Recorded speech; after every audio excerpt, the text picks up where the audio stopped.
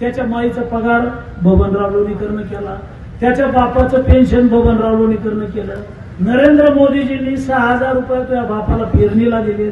तुझ्या माईच्या, तुझ्या बहिणीच्या, तुझ्या बायकोच्या नावावर लाडक्या बहिणीचे पैसे आले.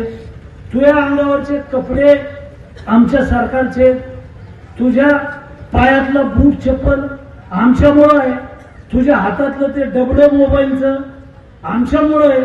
अरे आमचंच घेतो ना, आमच्याच पेगड्यावर करतो, आम्हालाच बोलतो. मी काही बोललेलो नाही आणि मी शेवटच्या क्षणापर्यंत आयुष्यात कधी सामान्य नागरिक असो किंवा शेतकरी असो त्यांच्या विरोधात बोललो नाही, बोलणार नाही. आणि ह्यांना लय पुळका आला आहे, यांना जे लय वाटतं ना, तर मला शेतकऱ्यांची माफी मागायला काय, मी बोललोच नाही, मी काही अपराध केलाच नाही, मी गुन्हाच केला नाही.